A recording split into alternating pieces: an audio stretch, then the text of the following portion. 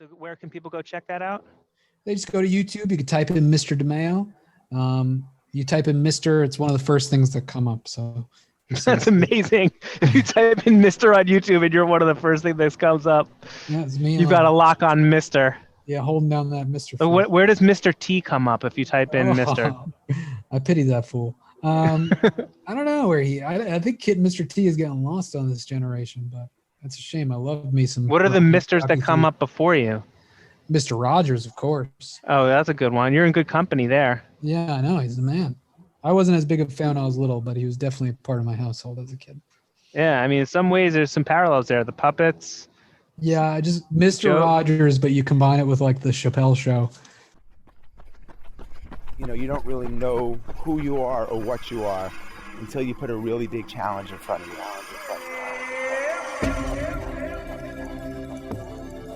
Fear is an asset and ally here to help you be magnificent. This crazy, silly, stupid idea to run across the Sahara Desert. You did make it this time, but you said if you didn't make it, you would try again and again. Everybody's connected to nature, connected to music, to their families, and now we're going to build a world that doesn't have racism and war and starving kids. I kept telling myself, run at me, and just keep smiling. All right, we're rolling. Mr. Demaio, thank you so much for making time to join me on a walk this evening. It's my pleasure. So actually, I'm out walking. I know you're not able to get out walking right now because you don't have good reception by where you are. But just to paint a quick picture for everybody who hopefully is walking or running along with us, it is 5:30 in the evening. It is dark now. I'm walking in the kind of the playground park area outside my apartment. You might hear some kids playing basketball, families walking by, dogs, that type of thing, like you normally do. And I could not be more excited for today's interview with Mike Demaio, but I have to call you Mr. Demaio, who is like the fourth member of my family. No joke. Yeah. And so I guess I could introduce you, but I'll let you introduce yourself. If you could just let everybody know who you are, where you are, and what you do. I am Mike Demaio. I am kind of, I guess, popular on the internet as Mr. Demaio, which is always weird because adults now call me Mr. Demaio. But like, yeah, I can't call you. I have to call you Mr. Demaio. It's good. It happens all the time. But yeah, I'm a teacher. I'm a YouTuber. I do a lot, and I live in New Jersey. God's country. Yeah. Where in New Jersey? I'm in like central Jersey, in Monmouth County, like a little beach town called Union Beach. Yep. Have you always been from New Jersey? Yeah, my families grew up in Brooklyn, and they moved here and had me. So excellent. What's your favorite Bruce Springsteen song? Oof, that's Hungry Heart, probably, if I had to pick. That's a good one. Yeah, Bruce is big in my family. I've been teaching my son Max, who I told you about. He's 4 years old. I've been trying to teach him the entire discography. His favorite is Badlands. Ooh. And big Bruce Springsteen fan. He knows Little Stevie. He knows Clarence. He knows the whole band. So anyway, so you're my best friend actually my best friend ran into Bruce pre-COVID. Oh wow! At a record store that's like kind of about 10 minutes from where we live. Oh, that's awesome. That would have been definitely the highlight of my year. But actually, this might even be the highlight of my year. So you have no idea. So you say you're a teacher and you make YouTube videos, but I think that's underplaying it. I don't know how we discovered you. I think my son might have just discovered you himself, like on YouTube. And he's only 4. He might have even discovered you when he was 3. And he would just start talking about Mr. Demaio. I'm like, what is Mr. Demaio? And you make YouTube videos that are educational in nature for kids about everything. The planets, which I think is how we first got into you, snakes, earthquakes, tornadoes, Alexander Hamilton, who he calls Alexander Sandwiches, and Tommy Jeffs, and George Washington, George Washing Machine he calls, and The range of things that you cover in your videos is incredible, and my son loves it. And he's 4, and he teaches me about how black holes work, and he That's teaches awesome. me about Alexander Hamilton, and he teaches me about the dwarf planets, and he knows all of them and the Kuiper Belt, and it's incredible. And we watch your videos every day, and they're funny, they're entertaining for us, the adults. He loves them, loves all the characters in your videos. So I'd love for you to kind of like paint a picture of like some of your videos, maybe if there's like a favorite video that you've done. Actually, maybe before that, let's start with like, how did you even get started in making these videos? Growing up as a kid, I had a big group of friends. I grew up in like the Sandlot kind of town, where there's a big group of kids and we hang out and we all are still very, very close. And we were obsessed as kids with things like Saturday Night Live, and we saw like the birth of online skits starting to become like super popular when we were kids. But even before that, I remember having a video camera and being that guy behind the camera who wanted to film things and shoot my friends and do funny stuff on camera. And when I became a teacher myself, I used to use like Bill Nye videos and pull stuff from like National Geographic. And I remember one day I had a student who I now have his brother now, is this kid, Jimmy. And I remember I put on a video and Jimmy was putting his head down. He was bored. I was like, what? Like when I was a kid, the video on in the classroom was the ultimate thing in the world. And I thought to myself, why is Jimmy, so bored? So I went back to the drawing board and I downloaded some like video software and I made a video on classifying animals with a bunch of like the dumb jokes that I say in my class. And I played it for the kids and they went nuts for it. And I remember their parents asking me to send them the video so they could watch it at home. How long ago was this? This is 2013. Okay. So 3 years into teaching, I'm like a young guy. I just started uploading video. Then I started to upload videos. I said, okay, well, YouTube is just really getting going. So let me upload some of my videos and just have a place for them to live. I didn't even intend for anybody to watch them. And one day I was using the videos and the guy across the hall from me in my classroom was like the chief technology officer. He was like the tech guy in the school. And he goes, dude, the state superintendent is going to, and they want to observe one classroom. Do you want to be that person? And I was like, yeah, bring it. Like, let's do it. She can come to my class. I didn't care. So she comes to my class. I do this big shebang. I play a video, but like I'm integrating a lesson with it. And they were all like amped. They thought it was so cool. Like she wrote me a really nice note and everything. And everybody left. And the guy across the hall, he comes back in my room and he goes, name anything you want to be able to do more of that. So I was like, I don't know, iPad. And he was like, okay. He's like, anything else? I'm like, I would love like training. And that guy ended up becoming one of my closest friends. And he's actually the voice of Andy, the blue puppet, and all my videos. We love Andy. Yeah. And it just kept evolving from there. I just kept making more and more videos and that's where I am today. Man, there's a lot that you said a lot in there, and I want to there's a lot of questions that kind of ran through my head as you were going, so I might kind of go off on some tangents here. That's fine. But so how old were you? You were a young teacher. This is like 2013. How old were you at the time?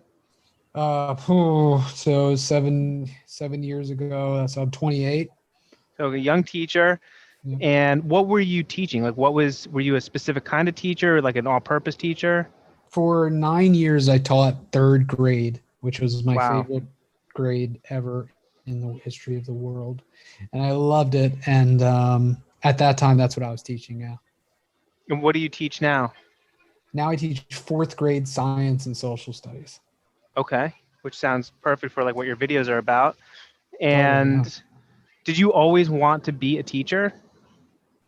No, not at all. When I was a kid, I was I was like very mature in some ways and like very immature in others. On the one hand, I had no confidence and didn't think I could be a teacher. I didn't think I could be anything. But on the other hand, I was also the kind of person who thought like 50 years in the future. And I always used to think to myself, like, what could I do for the rest of my life? That was always the mindset that I have. I didn't want to pick something I wanted to do. I always thought something I could do. So I remember I thought about what I want to do with my life. And the main thing I always came down to was that as cliche as it sounds, I wanted to make a difference. That was like my goal. I kept always thinking to myself, I wanted to make a difference. So I remember thinking I wanted to be a doctor. I wanted to be a police officer, or I wanted to be a teacher. But deep down, I loved like directing and editing videos, and I was obsessed, and still am obsessed with movies, and I always wanted to be a part of that. But I didn't think I had it in me to do it. So I remember I went to college and I took criminal justice courses, and the more I went into it, the more disinterested I became. But I had a girlfriend at the time who was pursuing teaching, and I was very interested in what she was doing, but I just didn't think I had it in me to like pass a test or become a teacher. But she really pushed me to pursue it and go through with it. And I eventually did. And I went through with it, got a job teaching in the school I grew up in as a little kid. That's awesome. I haven't looked back. That's the school you're in now, Union Beach? Yeah, school I went in now is a school I went in from preschool through 8th grade. That's amazing. Yeah, it's cool.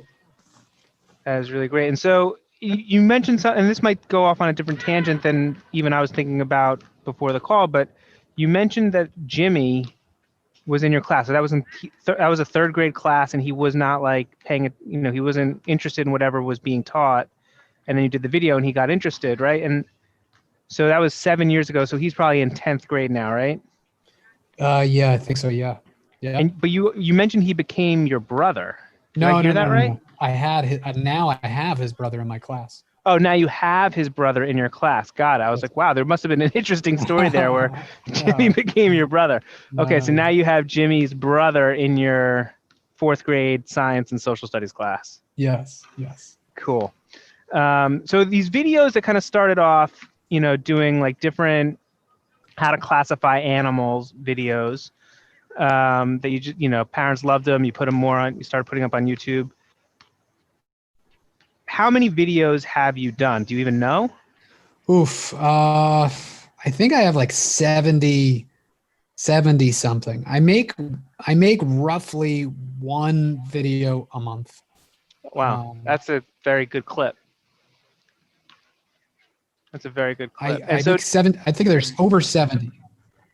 That's amazing. And how many people now watch your videos? Like how many views does a video get? I get like 2 million views a month on all the videos. That's incredible. And I have, how did that happen? Like, did it just grow organically? Did you get like certain press about it? Like what catalyzed that growth? Did you do anything or just like totally organic? I think one of the biggest thing that started it was I started to make multiplication videos for kids who were learning their times tables. And the first one I made was the 4 times tables. And I had this idea. I remember watching Jimmy Fallon, and I saw him do these like skits where he was like taking classroom instruments and he was playing songs. And I was like, I have classroom instruments. I play, I got a ukulele, I got a flutophone, a keyboard, I got all these things. So I brought my friends who were musicians together and we made a song, the 4 times table song. And I remember it blew up amongst the town. Like I remember this was right during Hurricane Sandy. This is like a big storm that destroyed our school. Like the kids couldn't go to the school anymore. They were displaced out of the school. Like our town was a mess. And this is right after that. I put out this song. This is like 2012. That was like 2013, right? That was like I forget the year. Hurricane Sandy was 2013. 2012 or 2013? Right around there. So yeah. So I put this video out, and it like the town. That was like the first. I remember it was the first thing you saw like on Facebook besides like the storm and stuff like that. So that video, I forget what year I made. I might have made that in like 2016 or something. And I don't know. I remember it blowing up. And I remember my friend Dennis, the puppet guy, I remember him calling me on the phone at the gym. He was like, dude, it's got 200 views. Dude, it has 400 views. And we kept like freaking out. And we didn't think about growing the channel. We just thought about making more videos for kids and helping our students that we had. And we made another times table song and another times table song. And eventually we said, okay, let's branch out in other things. So we did vertebrates and invertebrates. And we just kept going back to the drawing board. I know that video. That's a whole one. But the thing was that when we started making those, the intent was just for students in the class. Like this wasn't for, any other reason besides that. And it just so happened that the things that were important to my students that I was teaching were as important to kids from around the world, and other teachers started using them. And probably after like 3 years, I remember I'd never checked stats. One day I just went on YouTube and I checked like the analytics on the video, and I was like, 300,000 people have watched this. It was nuts. That's crazy. Yeah. And I mean, so you did like the timetables, you did the vertebrates and invertebrates. What are some of the other subjects that you've covered? I mean, I know I kind of rattled off a few at the beginning, but it really is such a wide range of topics that you cover. Yeah, I do math, language arts, math, science, and social studies. I've yet to venture into language arts. Mm-hmm. I've done all the times tables, so all the numbers, black holes, the months of the year, clouds, thunder and lightning, rounding, hurricanes, shapes, tsunamis, meteors, avalanches, herbivores, carnivores, omnivores, the Great Wall of China, Venus, George Washington, Jupiter, megalodons, the Titanic. I've done Santa Claus, the history of Halloween. Like I've covered all these things, but it's mostly just, I say to myself, what do my students want to learn about? Like, what topic should I cover next? And then I just keep going with it.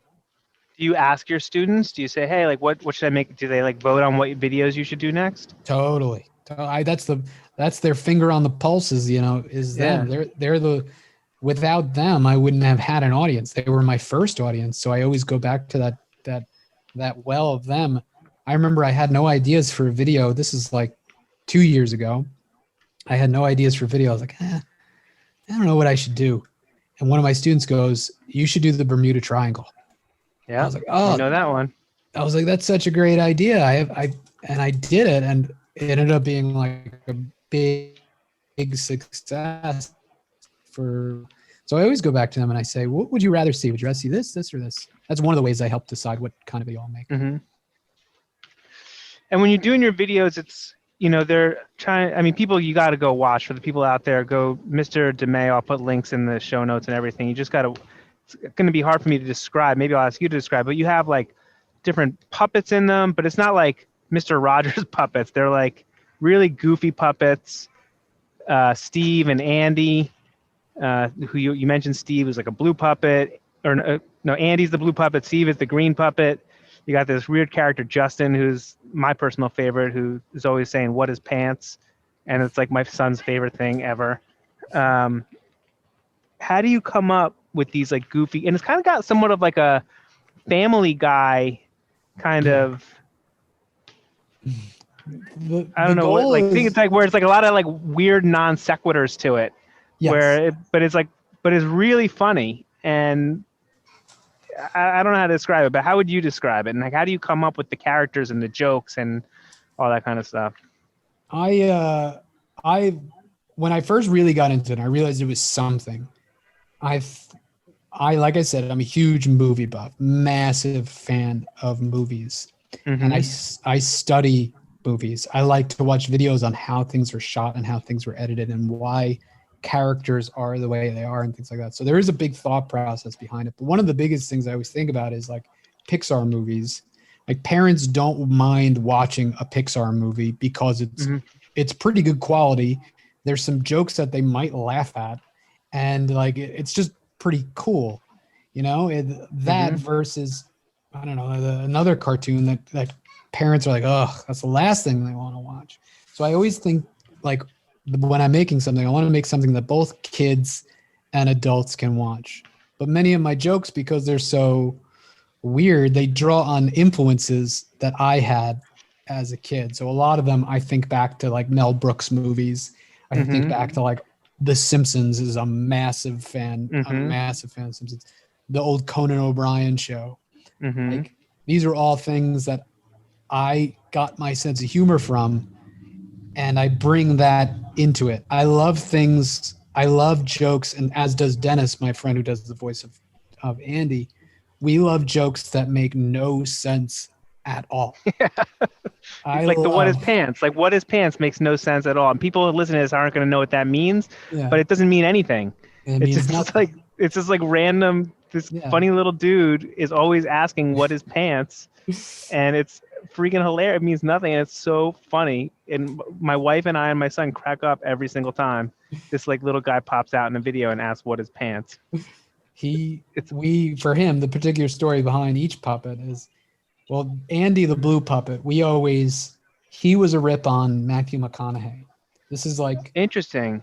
This is like Matthew variations. He's like the straight man. Yes, he asks the obvious question, but will pick apart things. Like have like a character profile mentality for the kind of character that Andy is, and he's the more intelligent of the two. It's kind of like the movie Dumb and Dumber. Like these characters are dumb, it's harsh to say, but there's an intelligence about them. Like if you watch Dumb and Dumber, they still have their driver's license. Like they still have jobs. They're still doing things. And that's kind of the way the characters are in my videos. The Steve, the green one, we don't really know. He's just like strange is the best way to describe him.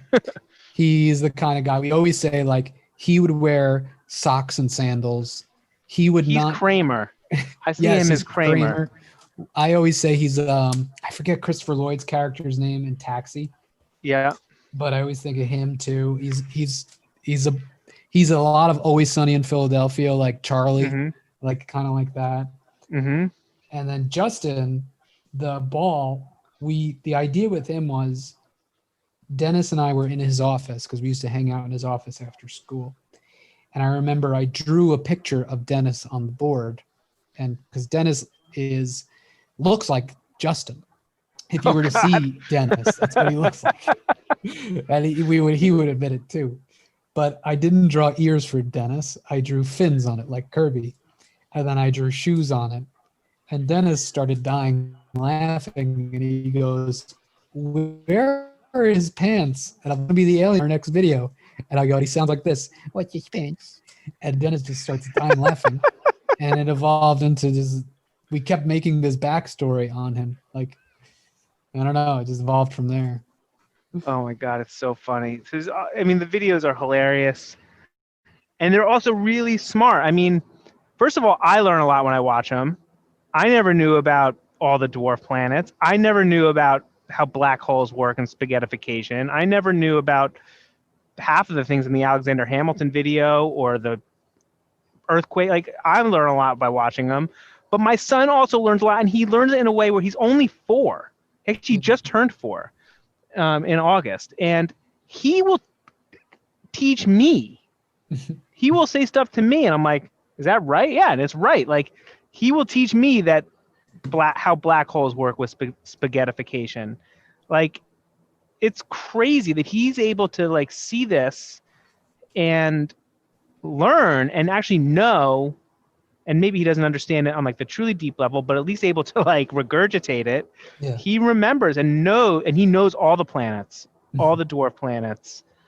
And he loves it. And it's amazing how you've been able to capture his attention. And I'm sure so many other children in a way that he loves and is actually really, really learning.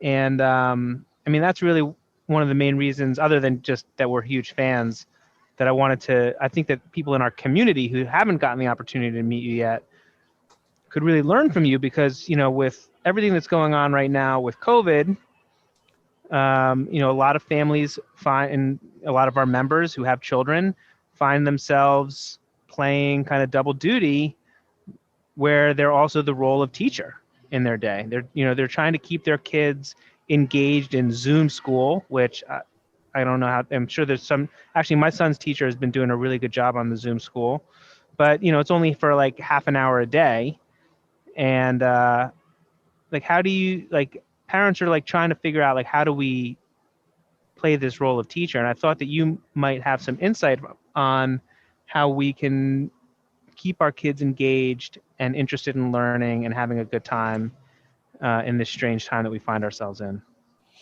I think that there's two ways that you can look at it. And I think about there's a parent mindset that we should aim to try to achieve. And there's a teacher mindset, like what the teacher should think of.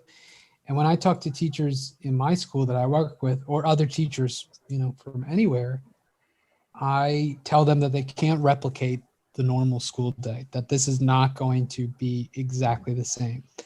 It's not a question of whether it can be just as good or it can be better, because this is not a competition, but we could all recognize that it's just definitely not going to be the same.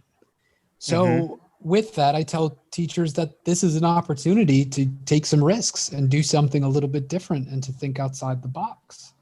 And I see teachers in my school who are really embracing that. They're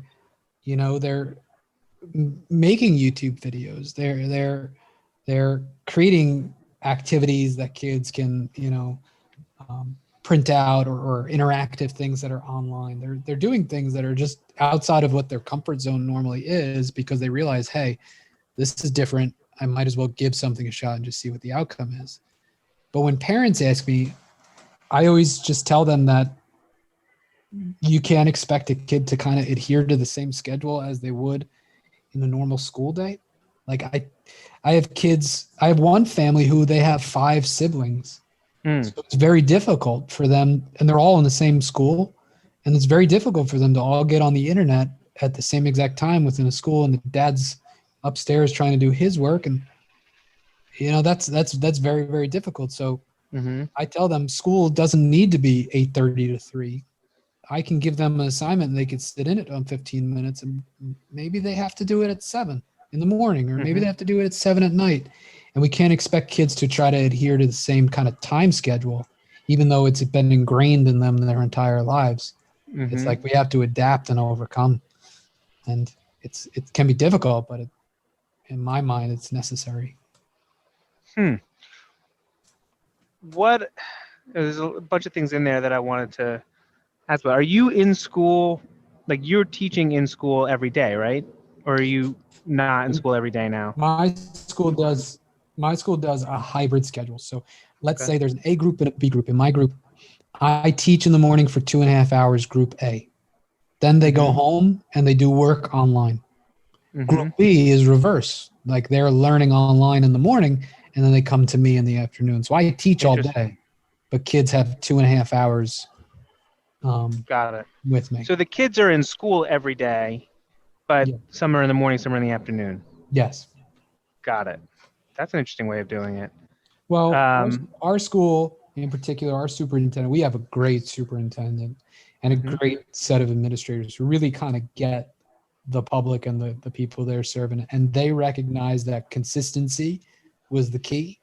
And we saw local districts around us going, okay, we're going to have school Monday, Tuesday. Yeah. Full day. But then I thought to myself, well, they thought too, is okay, those kids who don't have maybe some home support for reading, imagine they're only getting some reading on Monday and Tuesday. Those skills are going to be gone by next Monday. Same with multiplication and other things. So they wanted consistency. Yeah. Yeah, it makes a lot more sense. I mean, we're doing like a 2-day-a-week thing. It's like Monday, Friday, or Tuesday, Friday for us. But Max is only 4, so not sure if it really matters for him at this point. But I think every school's different. Yeah. Some people gotta do what's best for them, So you're teaching every day, but the kids are in school half day. And then for the parents, though, when they're, trying to find, how do they keep their kids interested and engaged? Maybe not everybody, one of the thoughts that went through my mind was like, man, it would be really cool if because every parent is basically like filming their kid all the time now with the iPhone and posting on TikTok and Instagram. Like, like it would be cool if like parents could make videos with their kids on a subject. Like if the teacher was like, all right, this week we're learning about, Alexander Hamilton, make a, video with your kid about Alexander Hamilton. I actually remember when I was in 6th grade, and this is going back to like 1989 or 1990, I did a video about the common cold, and I used my dad's video recorder, which was like the size of like a boombox, to make it. Now that's going through my head, but like maybe like, giving kids like creative license to kind of like do projects with their families, Totally. to learn about a subject. Have you thought of like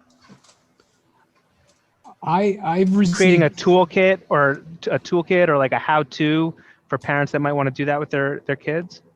No, I've never done anything like that in particular. Like the number one priority for me is always like my individual students. And this has been like very, very difficult for me to like balance both the YouTube stuff and the teaching stuff at the same time. So I've in the wake of COVID, I've yet to venture into like new kind of projects or new things for parents and stuff, just because I've been so overwhelmed myself. Right.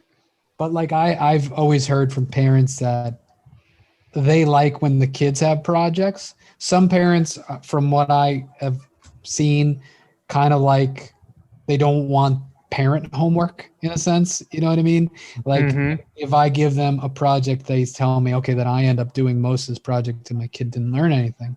Well, I always tried to flip that on its head. And like last year, for example, I studied project-based learning. So I had kids do these massive projects and they would work on their friends, but they would do it exclusively in school. And if they wanted to go research it at home, I encouraged them to do so, but wasn't required. And I found that kids went nuts for that. They loved it. And I found they were doing projects outside of home. It was awesome. So I try to keep everything centralized in school with science and social studies, just because I feel like I don't want to overload the parents with too much stuff. That's just the population that I serve. Is there like a framework or a model or like certain principles that you draw on when you're doing your videos that, parents who are now playing the role of teacher, or maybe not even doing your videos, when you're teaching, whether you're teaching or doing your videos, any like models or frameworks or principles that you draw on, that parents who are now finding themselves in the roles of teacher, that, maybe they're not going to make a video for the reasons that we kind of just discussed, but like, but the principles that they could draw on for keeping their kids engaged and interested while doing this virtual learning stuff. I always think too, like, I think back to what teaching is. And although we are there as educators to teach kids, the role of a teacher is far beyond that. And I think that kind of gets lost maybe to some parents. It's like, I see myself like, I want to be a nurturing figure. I want to be the kind of person who talks to the kids. I want to know what's going on. I want to know how they're feeling. Were they able to get a good night's sleep? Did they get enough food? These are things that I always make sure that my students have, and I think about constantly. And I think that when parents, because it's their own kid, it's just a little bit different. So I always take time out to have conversations with kids to make sure they're enjoying themselves, to make sure they're happy, to make sure they're comfortable, that kind of thing. And for parents, I think that's something to be mindful of too, that usually a teacher is being very nurturing. It's not just all education and learn this and recite this fact.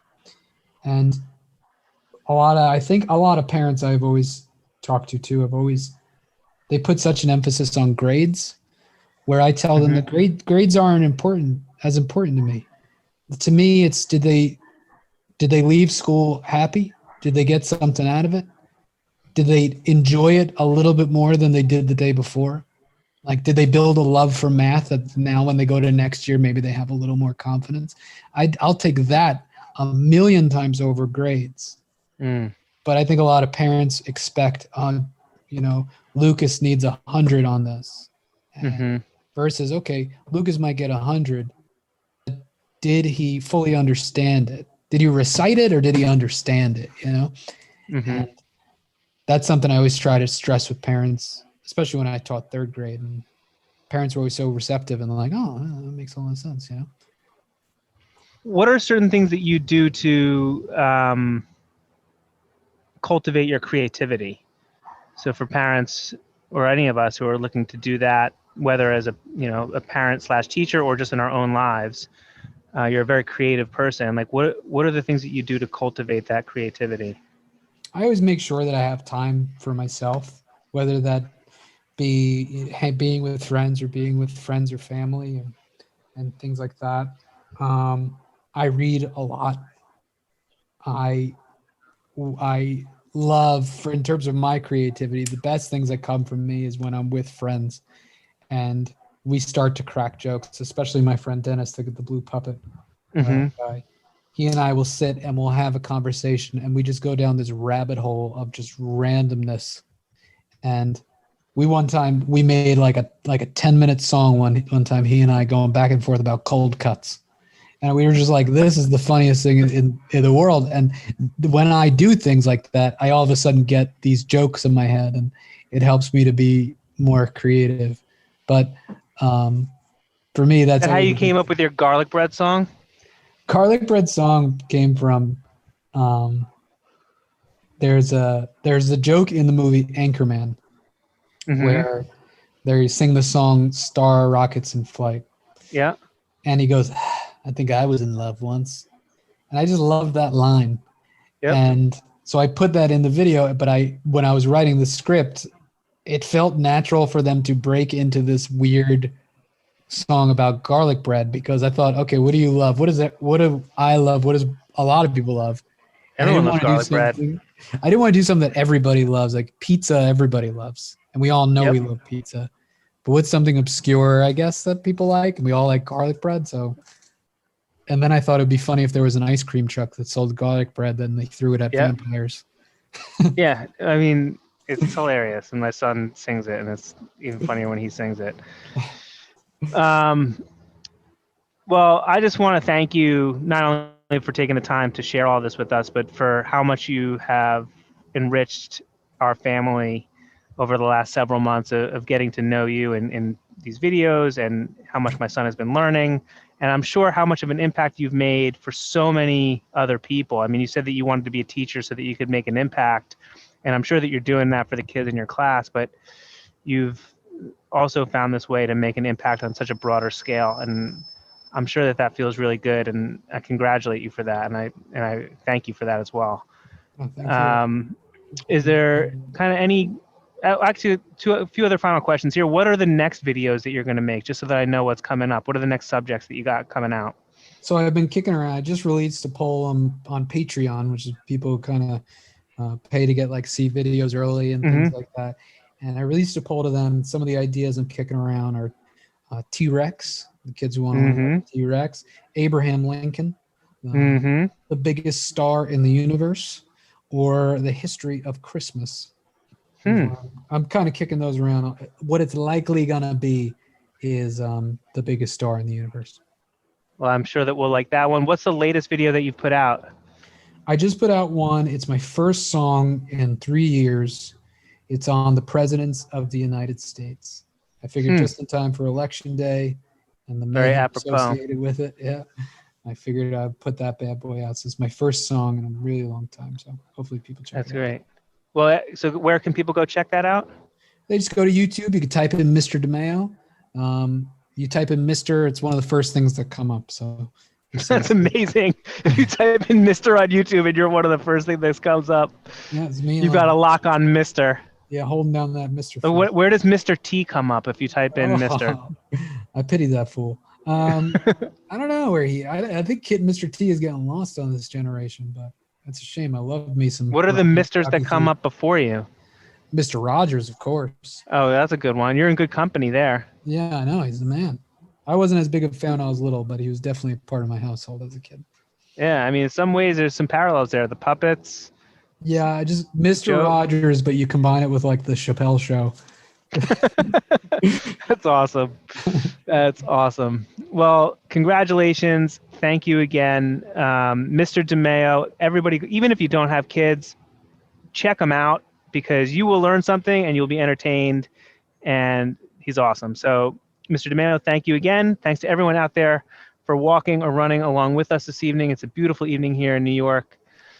Every mile matters. Thanks again.